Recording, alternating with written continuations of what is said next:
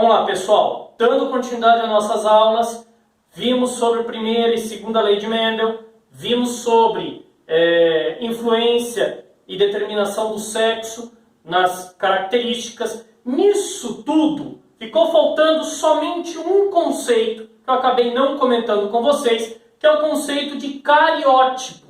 O termo genoma ou cariótipo refere-se ao número N de cromossomos de uma espécie.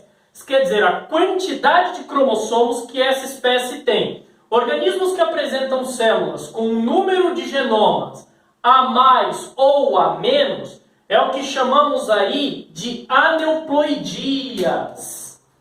Essas aneuploidias, essas aneuploidias são manifestações distorcidas das características desses indivíduos. Normalmente, cromossomos a mais ou cromossomos a menos trazem situações deletérias ou situações ruins, defeituosas para os organismos portadores. As aneuploidias surgem durante o processo de gametogênese e tem duas situações. Se ocorrer na meiose 1, os 4 gametas formados são defeituosos. 2 deles vão ter pares de cromossomos, isso não pode, e 2 deles vão ter ausências de cromossomos. Agora, se for na meiose 2, aí a gente tem 4 células, sendo formadas, porém 2 normais, 2 defeituosas, uma sem cromossomos e uma com par a mais aí de cromossomos, coisa que não pode, não é aceitável. A partir desses gametas anormais, podem surgir zigotos indivíduos com um número anormal de cromossomos e células.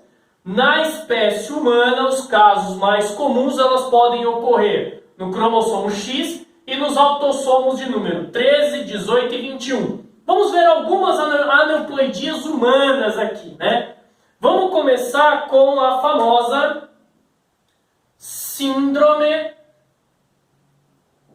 de Turner. Síndrome de Turner. Os indivíduos portadores dessa síndrome apresentam monossomia do par sexual. Ao invés de ter um par sexual, falta um cromossomo. E aí, nesse caso, é apresentado pelo cariótipo 44 mais X ou 45X0.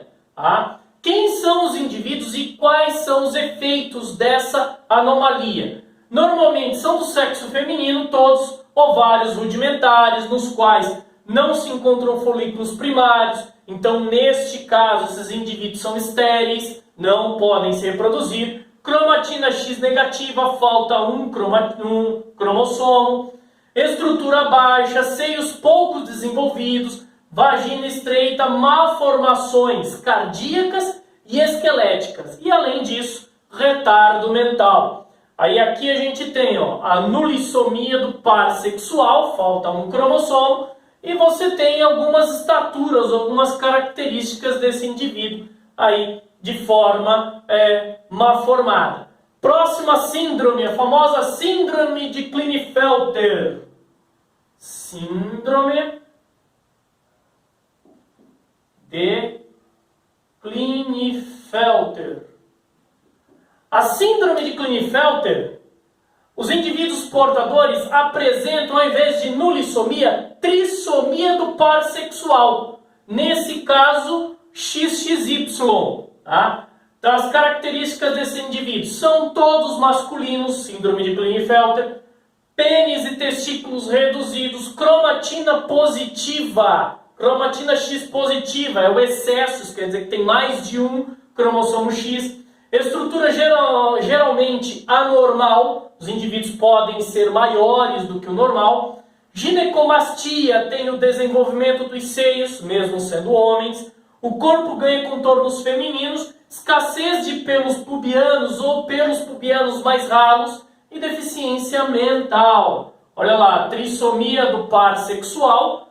E aqui a gente tem algumas características. Tendência à calvície, barba rala, pelos no peito, crescimento de seios, pelos pubianos ralos ou parecendo com pelos pubianos femininos, quadris largos, lembrando que no homem ainda, testículos pequenos e braços e pernas largas e longas. Tá?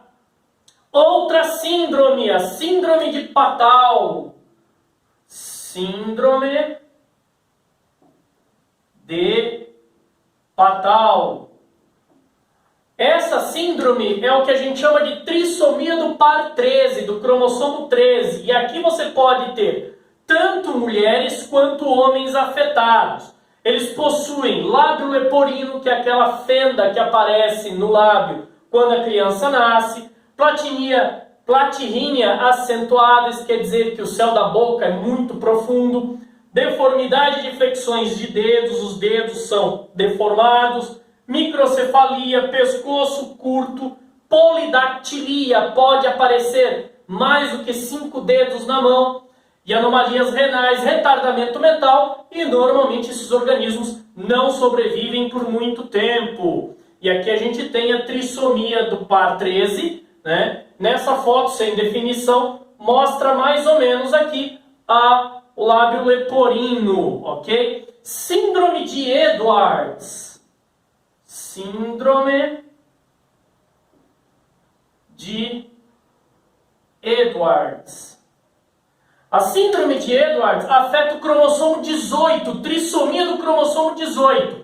Também pode ser meninas ou pode ser meninos. E aí, quais são os efeitos? Osso occipital saliente, então tem uma deformação aí no crânio. Palato ogival, de novo, você tem o céu da boca bem profundo. Orelhas mal formadas, com implantação baixa, então muitas das vezes a orelha é mais baixa. Pescoço curto, cardiopatias, calcanhares proeminentes, aparece bastante, retardo mental e raramente sobrevivem por mais do que alguns meses. E aí a gente tem a trissomia do 18 e a criança que normalmente não se desenvolve. E por fim, a última e mais conhecida de todas as síndromes, eu não poderia deixar de falar, síndrome de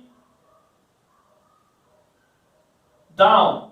A síndrome de Down ou mongolismo também tem esse nome, mongolismo, porque como as crianças têm olhos puxados, antigamente acreditava-se que eram descendentes de mongóis. É meio absurdo isso, mas é uma história, uma lenda aí que tem referente a esse tipo de doença. Os indivíduos portadores têm trissomia do par 21, podem ser meninos ou meninas, né? E as principais alterações que nós temos: língua com fissura, pregas nas pálpebras, inflamação dessas pálpebras, uma única prega no dedo mindinho, então você só tem uma única linha no dedo mindinho, pregas transversais contínuas na palma da mão, uma única linha na palma da mão, retardo mental, frequentemente nascem com defeitos cardíacos. E o mais interessante, a síndrome de Down pode apresentar variações, graduações, e aí tem alguns casos que chegam perto de uma normalidade,